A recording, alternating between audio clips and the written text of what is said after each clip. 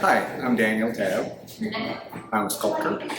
I'm a Navy veteran, and I'm husband to Stacy Tabb. We met in Huntsville 30-ish years ago.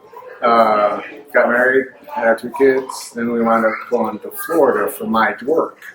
And after living in Florida, we finally had a chance to come back home to buy her family's farm, and we started a farm because you do that when you're 50 and crazy. My show is called Uncomfortable Vessels. It's about the different faces of military trauma. There's pieces about loss, PTSD. It's being lied to by the government. It's lots of different things about how hard it is to come back into society from being in the war. Could you tell us a little bit more about these 3 white bowls? Certainly.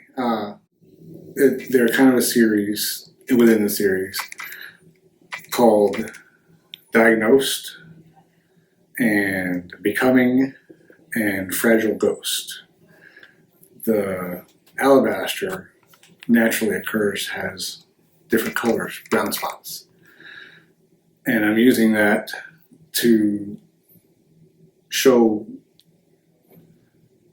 the lung disease that a lot of veterans got from burn pits or other contaminants that we breathe in. Sailors came in contact with asbestos a lot on older ships. So the first bowl is this beautiful white alabaster bowl with a brown spot in it. The second of the series is Becoming, and it's this beautiful shell shape almost with brown streak running through it because that's you getting sicker.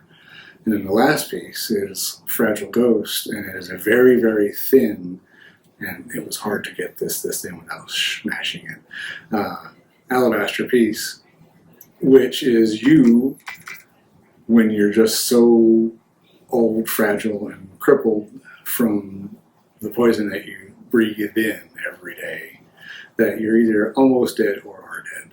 Mm. Foul to starboard, listing to port. This is one of the vessel shapes. It's shaped like a ship hull. The whole series is called Uncomfortable Vessels. That's why there's the 2 different meanings of the word vessel there. This one, shaped like a boat, is white alabaster. It's canted a little bit over to the port side or the left when you're facing the bow of the ship. And the indication is, the meaning is, it's an old naval saying, when you're so drunk you can't walk a straight line. But it also is about self-medicating and, illicit or illicit drugs or drink that you just are trying to make it through your day and getting more fouled every time you take a step. Mm. Beside that is Breathe, which is a perfect white bowl. It's a different shape than a bowl. It's more of a half chalice. And that is probably the cleanest alabaster in the whole show because it indicates you when you show up. It's you when you're birthed, when you're first becoming a soldier or a sailor or a Marine. It's you before you've been poisoned. Why is she like this? Mm-hmm. This was originally made during lockdown, when every time you stepped outside you felt like you were being judged, looked at, spied on, screamed at by your neighbors or your government or somebody telling you, no, you can't be outside. Why don't you have a mask on? Why don't you have 3 masks on? And, but at the same time, there really is a virus out there. So the sky is terrifying because traffic cams, or they're not going to let you go to church, or they're not going to let you go to your job. We had to shut down my studio. I had a business in Lakeland, and they shut us down because we weren't essential. So yes, rational fear of a terrifying sky when everything is trying to come down on your head. Mm-hmm. Beside that is a piece called Heritage, which is an oddly shaped bowl. It's oddly shaped and oddly colored. It has multiple colors inside it. There's yellows and reds and blacks and whites and cream, and it's all about the mixed heritage of everybody I was in the military with. I didn't care if you were black, white, brown. I wanted to know you could do your job. Mm-hmm. If you can't do your job, I'm going to die. I don't want to die because you could. But at the same time, I'm going to do mine so that you don't die. Heritage is this mixed up, jangled up, pointy thing that people don't talk about. And sometimes they should. Mm. Sometimes they should say, by the way, I'm whatever. But at the same time, it shouldn't mean anything other than, that's who I am when I'm home, but here I'm at my job, I'm doing my job. Mm-hmm. It's a very fine line to try to figure out what's acceptable and what's not.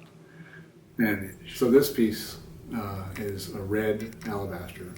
The white streak is part of the alabaster cream showing up, which I'm using kind of to call that damage to the heart. The whole vessel is a bowl-shaped bottom. It is uneven. It rocks if it's not on a stand. And to me, it indicates a broken heart that could be filled, but once you fill it, you really should be careful not to tip it over. Mm. And also, secondary meaning is heart damage that a lot of us have from the exposures we took while in the military. We were exposed to many bad chemicals, many bad substances, and there's a reason that everybody in Desert Storm till the end of Operation Enduring Freedom, if you were from the Mediterranean to the Red Sea to the Persian Gulf, you should have your heart checked to make sure, because there's damage there. Mm. So these last two are orange alabaster from Utah. They used to be part of the same stone.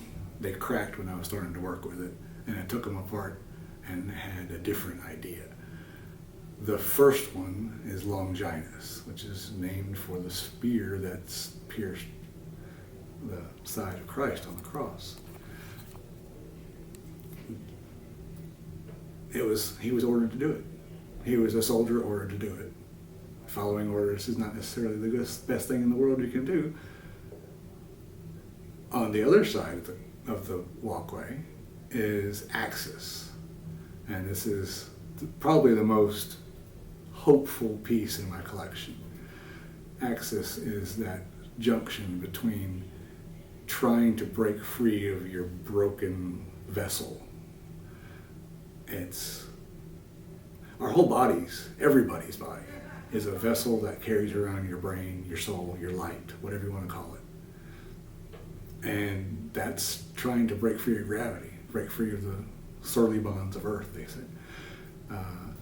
And it's made so that the granite base reflects the image so that it almost looks as if it's floating above the surface.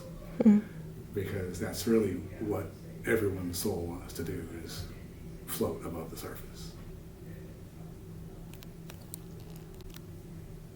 So tell me a little more about the overarching story here. The overall of this show started off with awareness of veteran suicide, and then I kind of started putting my own PTSD and chronic pain and injuries into the rocks, into the stones, trying to show metaphor for each of these tangible pieces. Each one by itself is a beautiful object, But the title tells you that it's not really about a beautiful thing. It's about you as a veteran, or anyone with a chronic illness, but specifically veterans, survivor's guilt and PTSD and drug use and abuse. And you get to the end of the line and there's still hope there.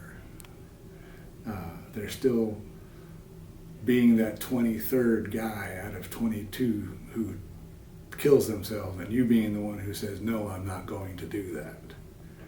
That's what I'm hoping people see in this show, is you don't have to be that next guy.